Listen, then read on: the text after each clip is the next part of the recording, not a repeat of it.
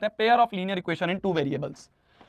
ये दो होती हैं, ये दो होती हैं, a1x plus b1y equal to c1, a2x plus b2y equal to c2। ध्यान रखना ये स्टैंडर्ड फॉर्म होता है, स्टैंडर्ड फॉर्म में हमेशा लिखना। स्टैंडर्ड फॉर्म का मतलब क्या होता है, कभी भूलना मत, सीबीएसई ऐसे घुमा देती है क्वेश्चन को। स्टैंडर्ड फॉर्म का मतलब कांस्टेंट टर्म को आरएचएस में, कांस्टेंट टर्म को आरएचएस में रखना। जब ऐसा स्टैंडर्ड फॉर्म में बन जाएगा तब ये फॉर्मूला यूज कर सकते हो कि अगर a1 upon b2 not equal to b1 upon b2 है, intersecting line, a1 upon a2 b1 upon b2 के बराबर, c1 अपॉन c2 के बराबर, कोइंसिडेंट लाइन। अगर a1 upon a2 b1 upon b2 के बराबर, c1 c2 के बराबर नहीं है तो हम कह देंगे इन्हें पैरेलल लाइंस का केस है। क्या कह देंगे हम इन्हें, पैरेलल लाइंस का केस है। क्लियर है मेरी जान, क्लियर है मेरी जान, इन्हें कहते हैं पैरेलल लाइन का केस कि अगर तीनों दो रेशो बराबर है और तीसरे के बराबर नहीं है।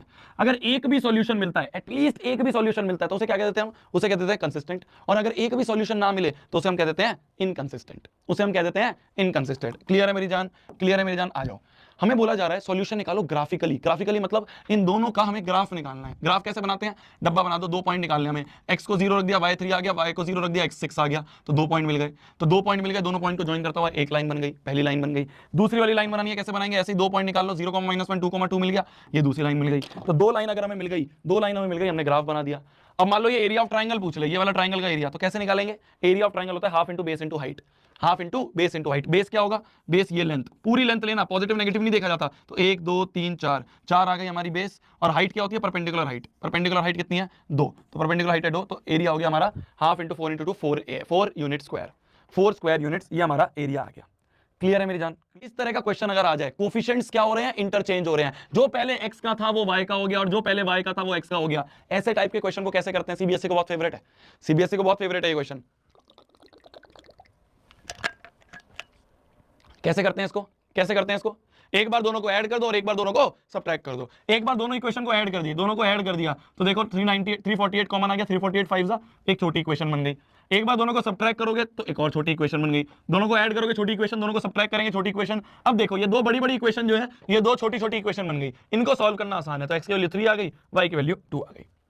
नेक्स्ट क्वेश्चन में आए, पेयर ऑफ लीनियर इक्वेशन में कुछ वर्ड प्रॉब्लम्स होती हैं बहुत भयानक और बहुत मजेदार। अगर डिजिट्स वाले सवाल आ जाए मेरी जान, तो डिजिट्स वाले सवाल कैसे करते थे, शोभित भैया ने बताया था, यूनिट प्लेस पे y मान लो, टेंस प्लेस पे x मान लो, तो नंबर ये बन गया।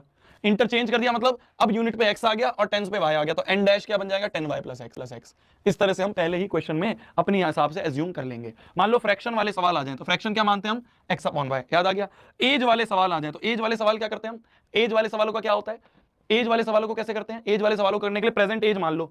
अब मान लो बोला जा रहा है 5 साल बाद, तो 5 साल बाद पहले मेरे हिसाब से लिखो, मेरे हिसाब से 5 साल बाद x प्लस 5 हो जाएगा, 5 साल बाद y का y प्लस 5 हो जाएगा, 5 साल पहले ये x माइनस 5 हो जाएगा और ये y माइनस 5 हो।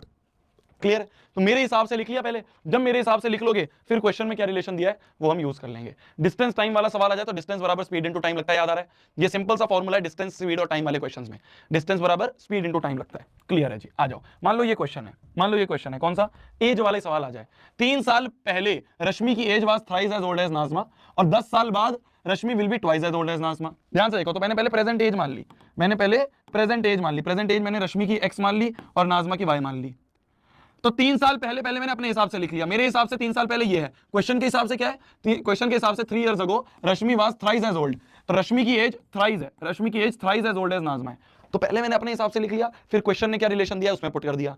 फिर 10 साल बाद मेरे हिसाब से ये होगी दोनों की एज, और क्वेश्चन क्या बोल रहा है 10 साल बाद, then year later Rashmi will be twice as old as Nazma. तो ये जो होगा ये twice as old as Nazma होगा, twice as old as Nazma होगा।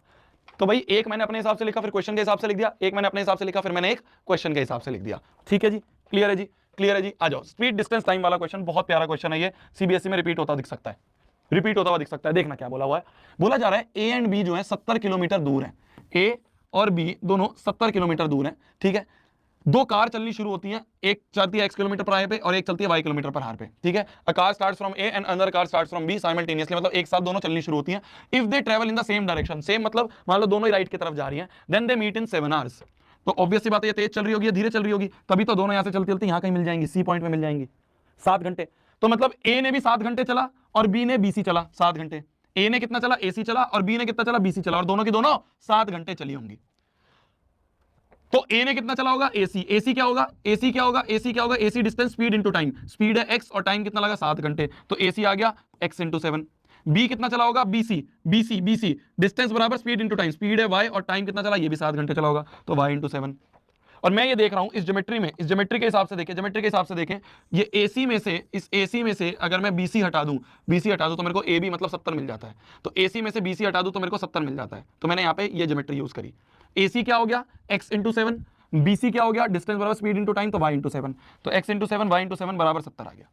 क्लियर है, एक इक्वेशन यहां से बन गई। क्वेश्चन बोल रहा है if they travel towards each other, दोनों एक तरफ को चलते हैं, दोनों एक तरफ को आ रहे हैं, ये इधर और ये इधर, तो वो किसी पॉइंट सी पे मिलते हैं 1 घंटे में। तो ए कितना चला होगा, ए चला होगा AC डिस्टेंस चला होगा, AC डिस्टेंस क्या होता है, स्पीड इंटू टाइम, स्पीड है x, टाइम है 1, तो AC डिस्टेंस कितना हो गया, x इंटू 1। बी कितना चला होगा, बी चला होगा ये BC डिस्टेंस क्या होगा, speed into time, y into 1, और AC प्लस BC मिलकर 70 है, AC प्लस BC मिलकर 70 है। तो दूसरी इक्वेशन ये मिल गई, पहली इक्वेशन हमें ये मिल गई और दूसरी इक्वेशन हमें ये मिल गई। दोनों को सॉल्व करके x की वैल्यू और y की वैल्यू आ जाएगी। क्लियर है मेरी जान। तो इस तरह से हम इस क्वेश्चन को करते हैं, सिंपल ज्योमेट्री है।